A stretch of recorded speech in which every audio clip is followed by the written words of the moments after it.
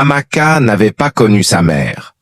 On lui avait raconté qu'elle était morte en la mettant au monde, un soir de pluie où les éclairs semblaient vouloir déchirer le ciel.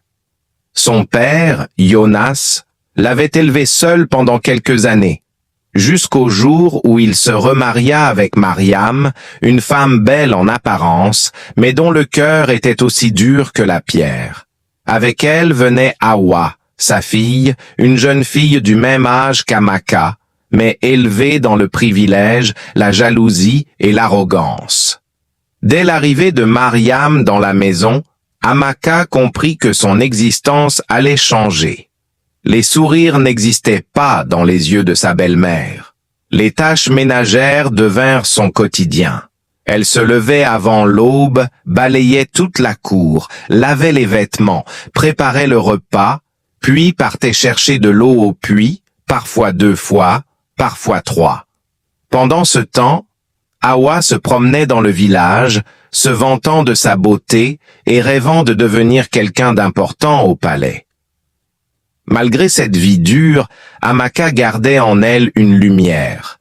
Elle souriait aux enfants du village, aidait les anciens, partageait même la petite nourriture qu'elle avait avec ceux qui en manquaient. Beaucoup se demandaient comment une enfant si maltraitée pouvait encore montrer autant de bonté. Un matin, la rumeur parcourut tout le village. Le roi organisait une grande sélection pour choisir celle qui deviendrait la future reine d'Ophia. Toutes les jeunes filles devaient se présenter. Hawa cria de joie, certaine que le destin lui appartenait déjà. Mariam courut préparer des habits luxueux pour sa fille, tandis qu'Amaka continuait ses corvées sans s'imaginer une seule seconde qu'elle pourrait y participer. Mais le destin aime surprendre. Un messager royal arriva dans le village. Il déroula un parchemin et appela plusieurs noms. À la surprise complète de tout le monde, il prononça aussi « Amaka, fille de Jonas ». Mariam faillit s'étrangler. Hawa resta bouche bée. Le village entier se tourna vers Amaka qui, confuse, essuya ses mains pleines de poussière. « Moi? C'est sûrement une erreur, » murmura-t-elle. « Le sceau du roi ne se trompe pas, » répondit le messager. 3 jours plus tard, les jeunes filles sélectionnées furent conduites au palais. C'était la première fois qu'Amaka voyait d'aussi grandes portes, des jardins remplis de fleurs rares, des soldats en armure resplendissante. Elle se sentait minuscule, mais elle gardait la tête droite. Ce que personne ne savait, c'est que le prince Ekeni avait demandé à observer la sélection incognito.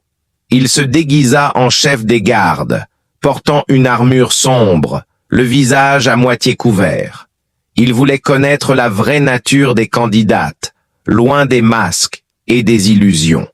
Les épreuves commencèrent. Certaines jeunes filles ne cherchaient que le luxe, d'autres mentaient, d'autres encore trichaient. Hawa, de son côté, passait son temps à rabaisser les autres pour se mettre en valeur. Amaka, elle, restait silencieuse.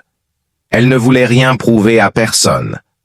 Elle aidait simplement quand on lui demandait et faisait chaque tâche du mieux qu'elle pouvait. Lors d'une épreuve où les candidates devaient transporter des jarres d'eau, Hawa fit tomber la sienne. L'eau se répandit sur le sol et elle accusa immédiatement Amaka. « C'est elle!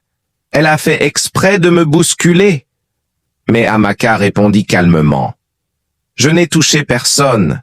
Si tu veux, je peux partager mon eau avec toi. » Le chef des gardes, qui était en réalité le prince Ekeni, observa cette scène avec attention. Il était surpris. Une jeune fille accusée à tort, qui proposait quand même de partager, cela ne ressemblait en rien au comportement qu'il avait observé jusque-là. Au fil des jours, Ekeni se mit à tester Amaka personnellement. Une question imprévue, un travail plus difficile, un ordre étrange pour voir sa réaction. À chaque fois, elle répondait avec patience, sans colère, sans orgueil.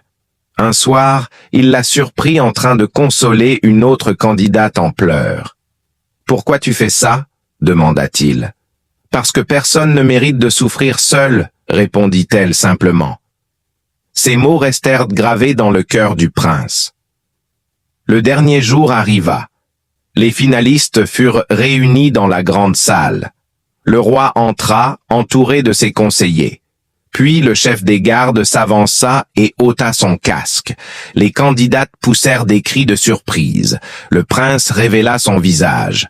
« J'ai observé chacune d'entre vous, » dit-il d'une voix ferme, « et celle qui a montré le plus de courage, de respect, de sincérité, c'est Amaka. » Mariam et Hawa, présentes parmi le public, devinrent blanches comme de la craie. Amaka baissa les yeux, incapable de parler. « Approche, » dit le prince avec douceur. Il lui tendit la main. « Tu n'as pas seulement gagné les épreuves, Amaka. Tu as gagné mon respect et mon cœur. » Le roi confirma alors la décision. Amaka serait préparée pour devenir la future reine d'Ophia. Dans la foule, certains pleuraient de joie.